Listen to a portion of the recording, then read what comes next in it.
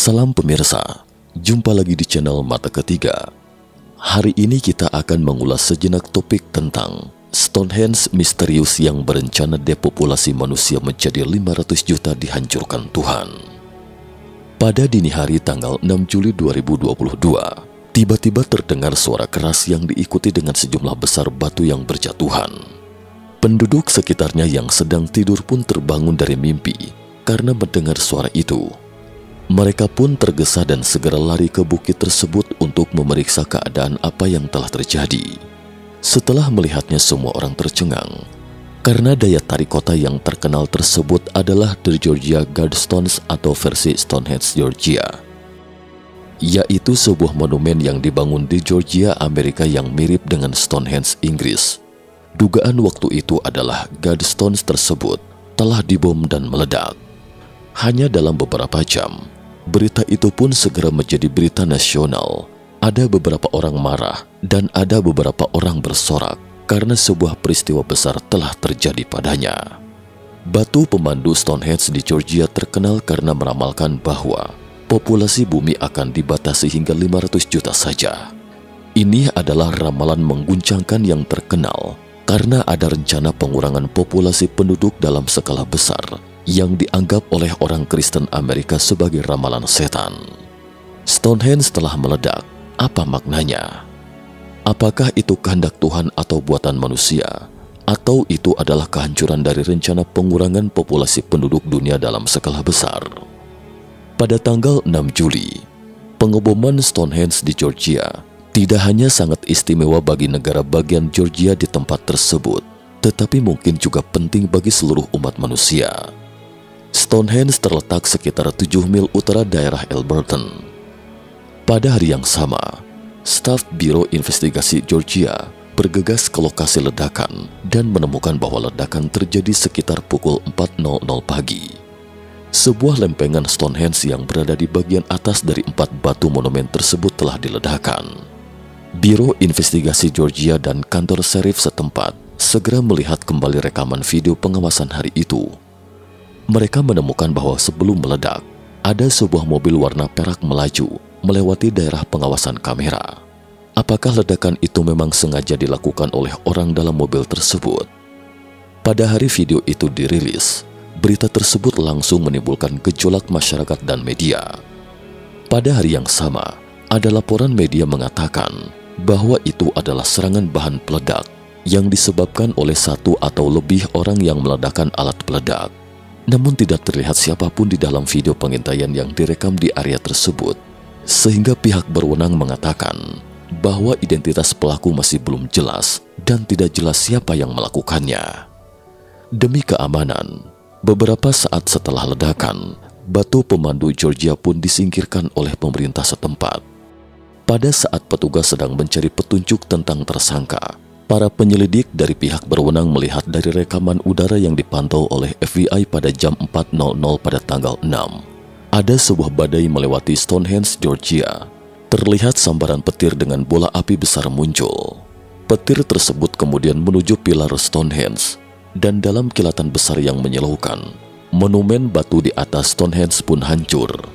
Dari video tersebut dapat dilihat, ledakan itu bukanlah karena bom, tetapi sambaran petir yang menghantam Stonehenge.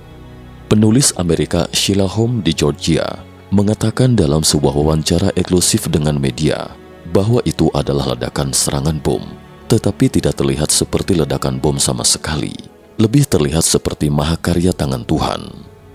Stonehenge dihancurkan oleh kilat. Apakah itu benar-benar Tuhan yang melakukan? Lalu mengapa Tuhan menghancurkan Stonehenge ini? Coba kita sama-sama lihat analisa ini. 1. Stonehenge yang misterius. Pada suatu hari di bulan Juni 1979, seorang pria misterius berpakaian bagus dan pandai berbicara muncul di Granite Finishing Company di Alton County, Georgia, AS. Dia menyebut dirinya Robert Christian. Dia bertanya kepada Joe Fenley, pemilik perusahaan tersebut, berapa biaya untuk membangun sebuah monumen. Christian berkata bahwa monumen itu akan digunakan sebagai kompas, kalender, dan jam, dan harus dapat bertahan dari peristiwa bencana yang menghancurkan. Tidak peduli apapun yang terjadi, ia harus bisa tetap berdiri di sana. Setelah menjelaskan tujuannya, dia mengeluarkan model monumen batu dan buku desain yang berjumlah 10 halaman agar pemilik perusahaan tersebut dapat melihat hasilnya seperti apa. Selanjutnya dia memberitahu pemilik perusahaan tersebut bahwa pembangunan kelompok monumen itu bukan proyeknya sendiri, tetapi proyek kelompok anonim di Georgia. Mereka telah merencanakan proyek ini selama 20 tahun. Pemilik perusahaan tersebut melihat model tersebut dan berpikir, apakah dia adalah orang kurang waras yang elegan?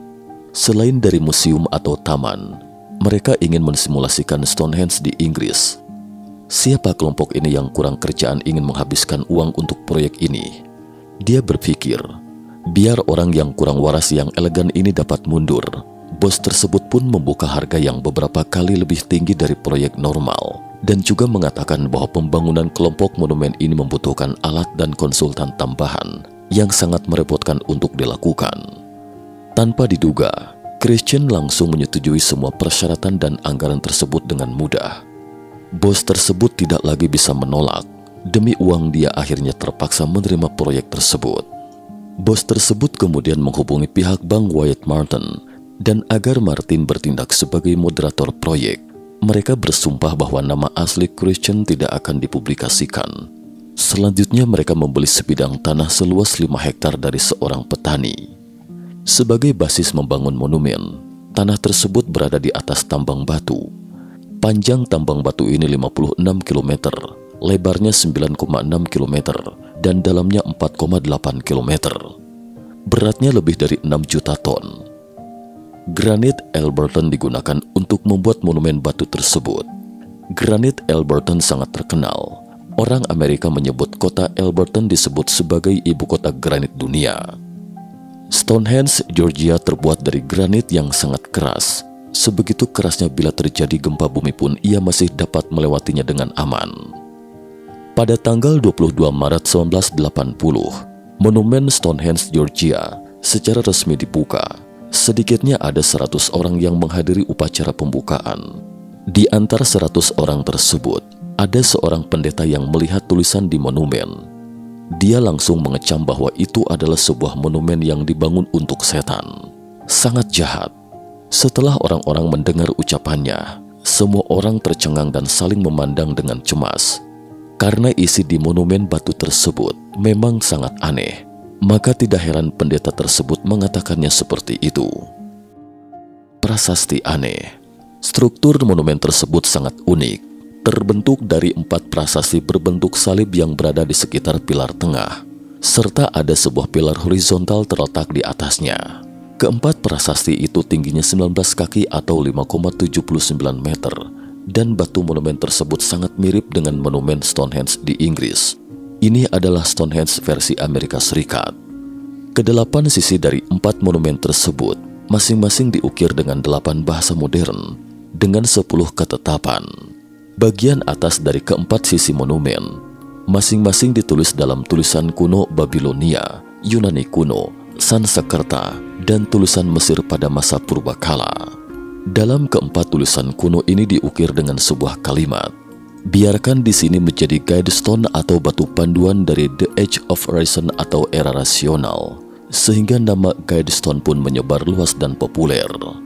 Beberapa meter di sebelah barat Stonehenge, ada sebuah batu tulis granit. Batu tulis bertanam di tanah secara horizontal, permukaan atasnya rata dengan tanah. Teks dan diagram di batu tulis tersebut menjelaskan secara singkat struktur monumen, data fisik, makna astronomis, dan informasi terkait lainnya. Batu tulis juga menyebutkan bahwa ada kapsul waktu yang terkubur di bawah. Tetapi tanggal saat kapsul waktu dikubur dan tanggal yang harus dibuka di masa depan adalah kosong. Ada lubang di kolom tengah. Melalui lubang ini kapan saja dapat melihat bintang utara.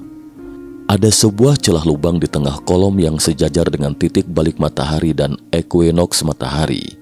Di atas monumen batu, ada lubang pilar sebesar 22 mm. Pada siang setiap hari, pancaran cahaya matahari yang melewatinya menyinari pilar batu, bisa menunjukkan hari apa pada tahun tersebut. Tampaknya kelompok monumen pilar batu memang menyiratkan desain yang sangat sempurna yang berpadanan dengan struktur astronomi yang dapat melacak orbit matahari dan juga dapat digunakan oleh orang biasa sebagai kompas, kalender, dan jam. Namun yang paling menarik perhatian dunia bukanlah desain kelompok monumen batu tersebut yang berpadanan dengan struktur astronomi, tetapi 10 prasasti yang terukir pada 4 prasasti tersebut. Teks pengantar. Teks dari 10 prasasti tersebut adalah sebagai berikut.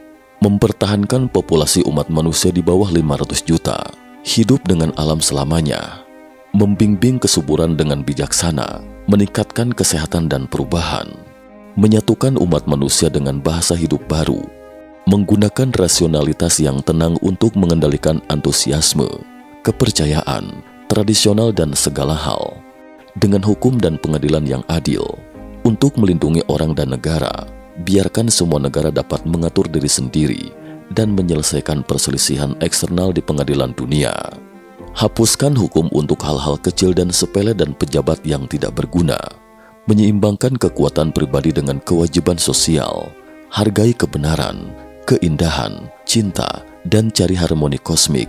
Jangan menjadi kanker di bumi, menyisakan sedikit ruang untuk alam. Prasasti butir 2-10 tampaknya mudah dimengerti, tetapi dalam item 1 ini, pertahankan populasi umat manusia di bawah 500 juta. Ini agak terlalu mengerikan. Apa yang harus dilakukan dengan populasi yang tersisa? Diperkirakan inilah alasan utama mengapa orang Kristen konservatif mengutuk monumen penuntun tersebut sebagai batu setan. Semiotika Amerika telah menafsirkan prasasti ini seperti sebagai bukti kecaman dari orang Kristen. Mereka menganggap bahwa 10 prasasti ini menyiratkan 3 tahap sejarah manusia di masa depan. Tahap pertama adalah kalimat pertama dan kedua prasasti. Tujuannya adalah untuk mengurangi populasi bumi menjadi 500 juta orang melalui pengendalian reproduksi manusia, serta kegiatan bisnis yang berhubungan dengan kesehatan, berbagai industri medis dan makanan untuk mencapai pengurangan populasi yang efektif. Besarnya data populasi dunia pada tahun 1979 ketika monumen tersebut didirikan adalah 4.357 miliar. Jika populasi dikurangi menjadi 500 juta, maka ada sebesar 3,857 miliar manusia harus disingkirkan. Sampai tahun 2021, populasi dunia telah mencapai 7,9 miliar.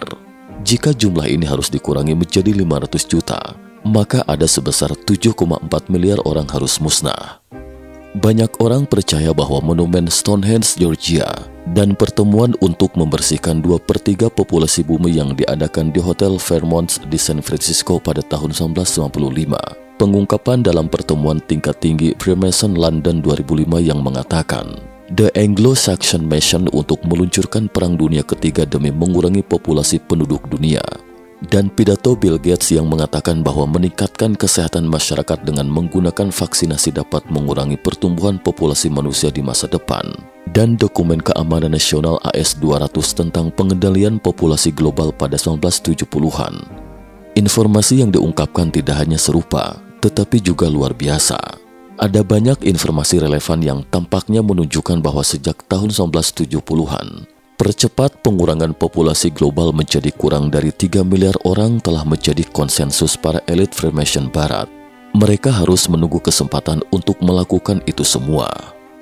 Sekaligus banyak orang berpikir, krisis keuangan 2008 di Amerika Serikat telah menunjukkan urgensi rencana ini. Tahap kedua adalah kalimat ketiga dan keempat dari monumen batu tersebut. Tujuannya adalah untuk membangun kembali bahasa dan sistem sosial yang bersatu untuk 500 juta orang di masa depan. Secara ketat mencocokkan pasangan eugenika, yaitu perbaikan ras dan pemuliaan rencana untuk menyempurnakan manusia dan menghilangkan apa yang disebut penyakit sosial melalui genetika dan keturunan, juga mengendalikan agama dan berbagai budaya. Tahap ketiga adalah kalimat kelima sampai ke-10 dari monumen. Tujuannya adalah tidak lagi memiliki kedaulatan nasional, tetapi otonomi yang terpisah, menggunakan bahasa yang sama dan hukum yang sama di seluruh dunia, mendirikan pengadilan dunia, dan hidup damai dengan alam. Beberapa ahli semiologi yakin bahwa manusia saat ini masih dalam tahap pertama, dan beberapa orang berpikir bahwa rencana tahap pertama saat ini sedang dilakukan oleh CIA di Amerika Serikat. Tahap 2 adalah suplemen untuk tahap 1 dan dilakukan oleh Organisasi Kesehatan Dunia dan organisasi ramah lingkungan, seperti pengendalian kelahiran atau gerakan bertahan hidup rendah karbon, yang termasuk dalam tahap program ini, yang telah dilakukan selama lebih dari 20 tahun. Setan di mata orang Kristen.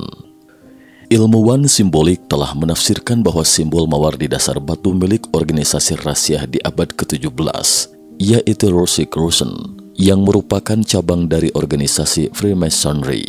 Pendiri Rosicrucian adalah pendeta Jerman Rosenkreuz pada abad pertengahan. Pada waktu itu Rosicrucian adalah sebuah gereja rahasia, dan itu disebut persaudaraan bersama dengan Freemasonry. Dengan mawar dan salib sebagai simbolnya, mereka terus mempertahankan kerahasiaan. Sampai pada abad ke-18 dan 19, Rosicrucian dan Illuminati Skull and Bone Society atau organisasi tengkorak, gereja Zionis, mafia, merupakan cabang rahasia dari Freemasonry modern. Sampai zaman sekarang, Illuminati dan gereja-gereja rahasia lainnya umumnya dianggap sebagai penjelmaan setan dan iblis. Ada seseorang menggunakan Google Maps untuk mengukur. Mereka menemukan bahwa jarak antara monumen tersebut dengan markas besar PBB persis sekitar 666 mil. Hal ini memperdalam kecurigaan masyarakat bahwa para pembangun monumen Stonehenge memiliki motif setan. Illuminati memiliki sebuah organisasi Lucifer Fund. Sejak 1922 ia berlokasi di nomor 666 Union Square di New York dan merupakan lembaga tetap dari UNESCO PBB. Illuminati secara terbuka menyatakan percaya pada Lucifer. Lucifer awalnya adalah malaikat agung dari 7 malaikat agung di bawah tahta Tuhan. Ia kemudian jatuh jadi raja iblis setan.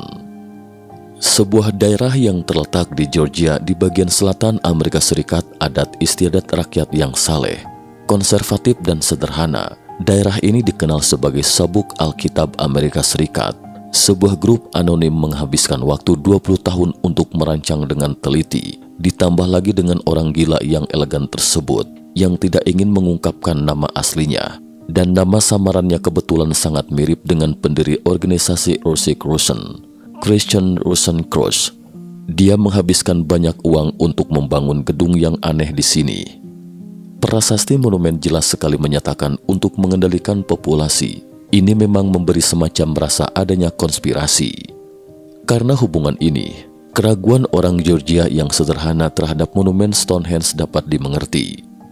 Dalam sebuah film dokumenter dengan judul Agenda yang disutradarai oleh Curtis Bowers dan telah memenangkan penghargaan, ketika melakukan wawancara terhadap Dr. Peter Hammond juga menyebutkan batu monumen Stonehenge. Dia menganggap bahwa Amerika sedang digerogoti oleh kekuatan gelap yang jahat. Dia mengatakan misi mereka yang jelas terukir pada monumen Stonehenge, Georgia. Itu juga ditempatkan dalam dokumen The Ark of Hope, akan melenyapkan 6,5 miliar orang pada akhir abad ini. Kemungkinan besar mereka akan melakukannya. Jika kita tidak menghentikan mereka, kekuatan gelap jahat ini terwujud pada hari ini, yaitu Partai Komunis dan kaum kulit putih kiri barat. Peter Hammond berkata, penulis Rusia Solzhenitsyn mengatakan bahwa alasan mengapa Partai Komunis dapat menduduki Rusia adalah karena kita telah melupakan Tuhan. Ini bukan hanya sebuah perang untuk melindungi Amerika Serikat, tetapi itu adalah untuk melindungi peradaban manusia. Dia mengangkat monumen Stonehenge dan faktor-faktor yang mendasarinya ke puncak melindungi peradaban manusia. Tetapi ada juga yang mengatakan bahwa pemahaman orang tentang prasasti batu pemandu tersebut sebenarnya hanya memandang makna dari permukaan saja, bukan apa yang ingin diungkapkan oleh prasasti tersebut. Untuk siapa prediksi tersebut disiapkan? Argumen ini menganggap bahwa jika Stonehenge yang misterius adalah elit Freemason yang dengan sengaja menampilkan konspirasi program prediksi, jika seperti itu, tidak perlu menyebarkan berita tersebut. Rahasia yang tersembunyi dalam prasasti juga tidak akan begitu mudah untuk dipecahkan. Stonehenge yang dibangun dengan banyak uang bukanlah objek wisata atau lelucon murahan, tetapi ia memiliki konotasi yang kaya dan makna yang besar. Prasasti itu jelas merupakan salinan 10 perintah dari Alkitab. Tidak ada gunanya jika hanya melihat makna teks di permukaan, karena yang digambarkan prasasti bukan masa sekarang, juga bukan sebagai pemandu perilaku manusia, tetapi adalah tatanan dunia baru setelah akhir zaman, adalah informasi spesifik kepada mereka yang masih hidup setelah bencana kiamat. Argumen ini juga menyatakan bahwa sejarah yang tersembunyi dari Freemasonry sumbernya berasal dari keturunan Kain, yaitu anak dari pasangan manusia pertama Adam dan Hawa, dan pengetahuan sebelum air bah diukir oleh keturunan Kain pada 2 pilar batu hingga bisa dilestarikan, dan Freemasonry adalah organisasi masyarakat yang selalu menyembunyikan pengetahuan Alkitabiah. Mereka tahu masa kembalinya planet Nibiru akan membawa kehancuran bagi bumi, serta penataan ulang seluruh tata surya dan posisi planet-planet. Mereka mengetahui wajah bumi baru setelah bencana dahsyat dan mengetahui di mana tempat untuk bertahan hidup. Nibiru adalah dewa yang muncul dalam mitologi Sumeria. Dalam bahasa Sumeria, artinya adalah fairy. Di dunia astronomi adalah sebuah planet hipotetis atau planet imajiner. Tabrakan Nibiru adalah bencana pasca apokaliptik dari sebuah planet hipotetis yang menabrak bumi.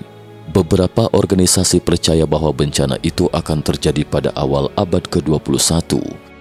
Pada tahun 1953, seorang sarjana Amerika terkenal, Charles Hapgood, pertama kali mengemukakan dan menganalisis teori perpindahan kerak dan diakui oleh Einstein. Argumen ini menyatakan bahwa jika teori pergeseran kutub Charles Hapgood adalah benar, maka kutub utara berikutnya adalah Danau Berga yang berada dekat dengan Siberia. Ekuator baru akan melintasi Atlanta dan Alberton di Georgia, dan pilar batu Stonehenge Georgia yang menuliskan deretan prasasti misterius. Yang paling krusial adalah magnetik kutub utara saat ini sedang bergerak cepat dari Kanada ke Siberia, sehingga wilayah Atlanta di Georgia sebagai katulistiwa baru di masa depan akan menjadi wilayah yang sangat aman pada saat bencana dahsyat menimpa bumi. Inilah sebabnya mengapa para elit memilih untuk membangun Stonehenge di sana. Dampak dahsyat lain dari tabrakan Nibiru adalah akan terjadi tsunami global yang akan menjadi penyebab langsung dan satu-satunya dari banjir dahsyat secara global. Menurut morfologi, luas permukaan bumi dan kapasitas air laut dengan ketinggian 3.000 meter di atas permukaan laut akan menjadi garis pemisah air yang aman. Dan ketinggian maksimum dari Gunung Albert di Georgia sebesar 4.359 meter. Ini sepenuhnya memenuhi persyaratan garis batas air. Dari sini, dapat disimpulkan bahwa para elit telah mempersiapkan ketika bencana dahsyat menimpa. Bahkan jika 95% manusia akan musnah, mereka telah memberikan petunjuk kepada orang yang selamat. Populasi dari orang yang masih hidup tidak akan melebihi 500 juta. Dan kebanyakan dari mereka adalah orang Eropa dan Amerika.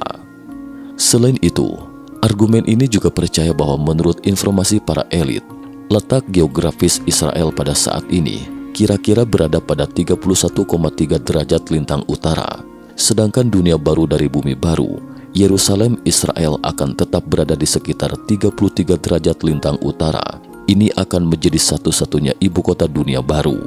Argumen ini juga percaya bahwa pengetahuan yang sangat rahasia dari zaman Alkitab ini, kecuali para elit, hanya diketahui oleh beberapa penatua di Israel. Ketika melihat informasi ini, sekilas tampaknya sangat konsisten dengan apa yang tertulis dalam Wahyu Alkitab, yaitu tentang murka Tuhan. Tetapi menurut kitab Henokh, kerusakan umat manusia adalah dimulai dengan adanya kejatuhan para malaikat, dan murka Tuhan sebenarnya tidak ditujukan terhadap umat manusia.